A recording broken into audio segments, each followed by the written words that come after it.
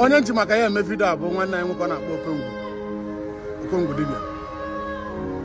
This young boy was arrested because of a post video somebody made, according to her sisters, what they said. And some of our Igbo bloggers, content creators, they have said the same thing. Mma post through video na platform ya. Okongwu will have that video, will post so no post video and post so ya like he had in the bloggers name, the content creator. Mma make a video, you will post on go. Mma make a video, you will download the video and posted it on your platform. This is what our brother did, and I know that Okongwu or brother saying when you post that video na Facebook. But why Ojibuzie come in arrest? Listen to me. I'm after me hear some of you people know. I don't make religion nisi. In a born and make them mother drama. Because of him with power and government. Maybe in him with power now. Anyone need to him arrest, you can arrest that person. Which is bad, is intimidation. Him with power in on a government. You can do whatever you want to do. Today the next days. This one myself, because of the post video, or let that video post where what you will do, call him on phone, tell him to shut that video down. If he refuses to shut it down, people can hey, you come for him and let him see how why you post video against me. I told you to shut it down, but you refuse. But nothing. But what I can remember the Goja will have ambassador or something like that. They arrested this young boy, put him in cell. Today, make it to 6 days, this young boy in a cell. Because of the political power in Wele, you arresting anybody you want to arrest.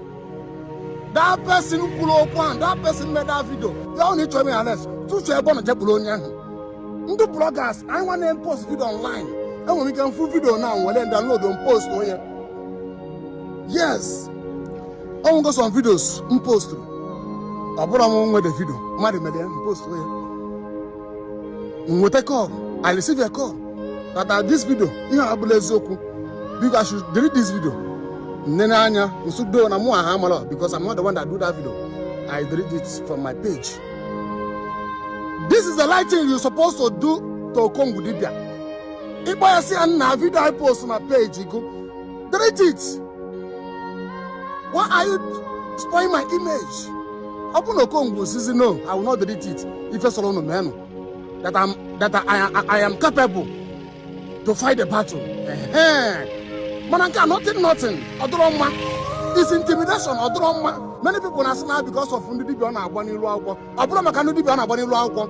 And the more who will be Adama never and make them mad. Oscona Blue Dibia, Oscona will pass, Oscona Blue Muslim. Unos Abram, as long as Sonia Bomadibimu.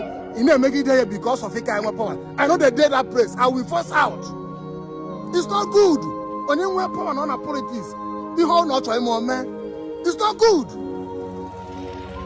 And for many people now support if Okongwu Dibia, yes, that boy by name, okay, let him be inside that place. Listen to me, Okongwu Dibia on a cell, or because of Dibia on Abani Luau, or because of video opposed to. Post that video. That is why Hajwe Bolia Porsche T and a cell. Today they made 6 days. Whose kind of country is this? Can the country be far? Can this thing happen in America? Can this thing happen in even United Kingdom?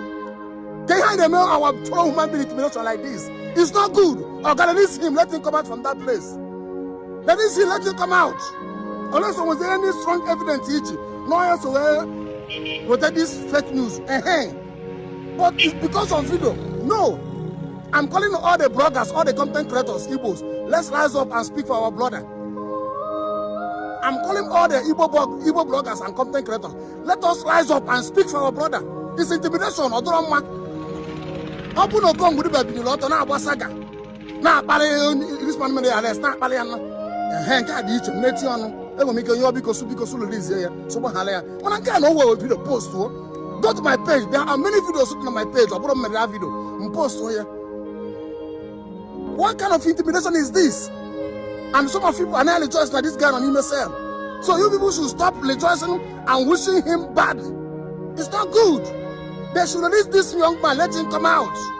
It's not good. It's intimidation. And it must stop. It is evil. Release that boy inside that cell. It's not good. Release him, let him come out from that place.